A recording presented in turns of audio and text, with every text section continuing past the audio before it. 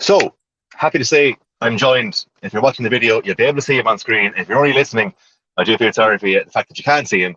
But I'm joined now by a man who will be going to represent Ireland at the AIBA World Boxing Championships, Kelyn Cassidy. You have some massive news over the last 2 days. Congratulations. Thanks very much, Nigel. Yeah, buzzing now, to be honest. Got picked yesterday, Friday, in Sheffield.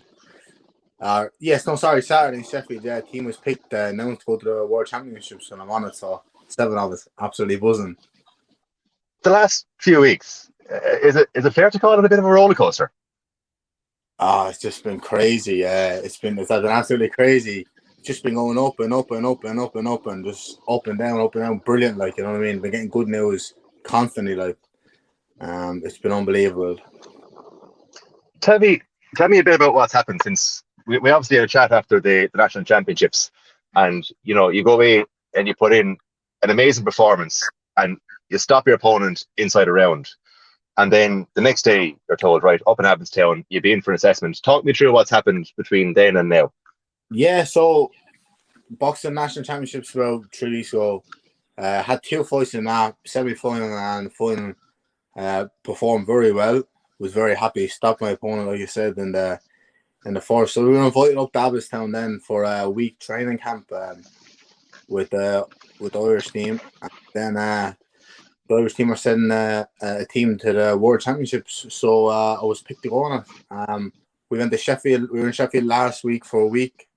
We were there for a week, and we were sparring with we had a sparring camp with Germany, France were there, and GB. So it was good hard sparring, and performed very, very, very well over there. So they were looking at a team to go over and looking at all the lads how they're getting on, and I performed well. So they picked me, and I was delighted, to be honest. Did you find the standard much of a difference when you're in experiencing fighters in different countries like that? And obviously you're coming into the high performance unit in Abbottstown, and that's a step up again from maybe what you were used to before.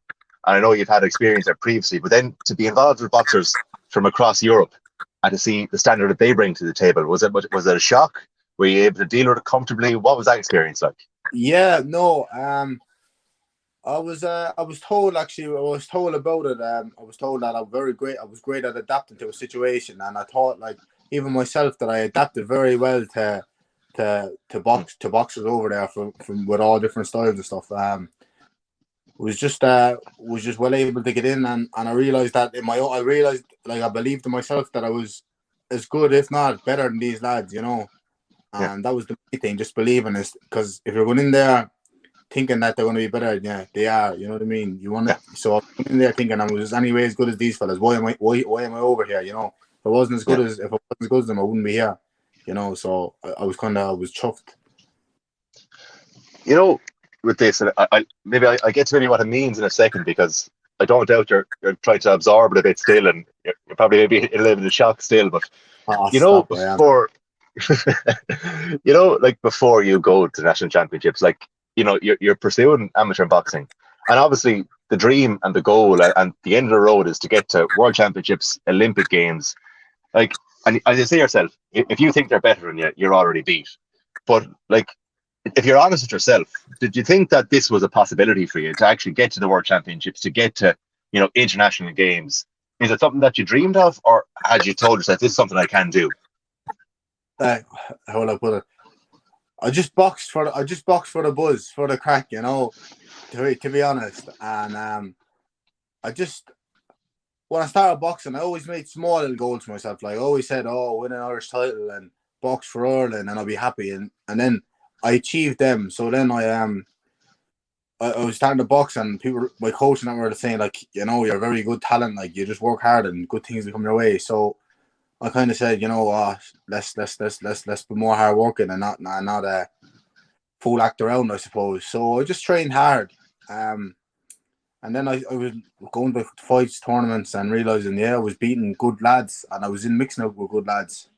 And I was saying to myself, Jesus, if you just put a bit more work in now, Keelan, you're not too far away. So I just worked hard, and I just said to myself, hopefully then, I said one day I'd love to be an Olympian, Never thought I'd go to World Championships or an Olympics, and I just seen it said hard work always beats talent, like, you know what I mean? So I just kept working hard, and the results are coming, you know what I mean? But don't forget, I've been in the bad situations with the bad decisions and the bad fights, and there's always been times I wanted to give up, and I just said, nah, I just stuck at it, back to the gym, you know what I mean? So that's really what happened to me.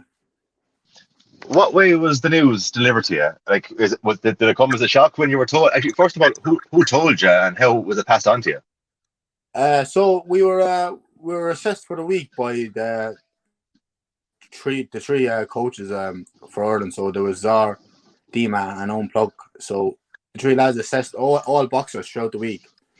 So then we at the end of the week, so Friday evening was the last spar. So after we all got dinner and stuff, and after that day we had all individual meetings. So we headed down, met with the coaches, and then they delivered the news there to everyone individual. So it was that's how. Do you want to tell me about your reaction? Was it over the top? Was it understated? How did you actually receive the news? Yeah, no, my reaction, to be fair, in my own mind, I was telling myself, like, you know, you're good enough and stuff, and but I wasn't believing that I was good enough, you know. So I was. Yeah.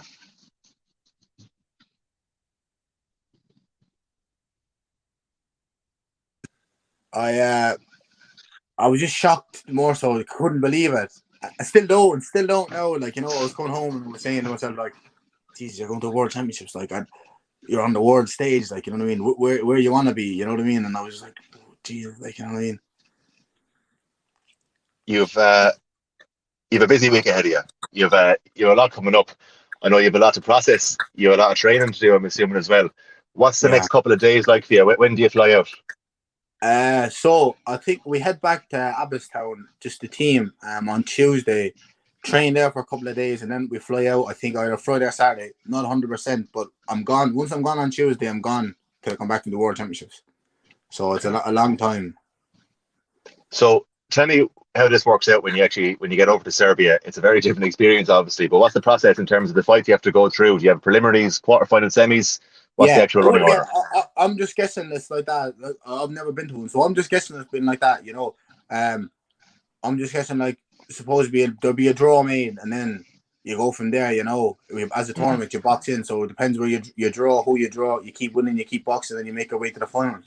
So that's the plan. Tell me a small bit, and I'll leave you go after this. I don't want to keep it too long because I know you've a lot more to do than just be talking to me. But reaction from friends, family, people that mean the most to you. I'm sure everyone on Cloud9. Yeah, buzzing. They're more excited than me, because I'm just coming to them saying, I'm still the same fella, you know. Like, I was telling Paul, my coach, and like him and Joey, and they were just shocked, like, you know what I mean. I was telling my girlfriend Megan, and she was just buzzing, you know what I mean. She was just over the moon, delighted for me. She was I was telling her to break the news to her. Oh yeah, I'm gone again for another 3 weeks. So that was hard, but she's delighted, you know what I mean. She's been a great support. Mom and the family have just been great, you know what I mean. Anything I needed, they've been there for, you know what I mean. Anything I needed, they say, this, that, and what. And so work has been great, like, you know. So I can't really give out too much. Just really enjoying the ride, you know. The roller coaster was just great. Kelyn, I'm not going to keep any longer than that. Look, I appreciate you talking to me. I'm absolutely over the moon for you. I'm delighted.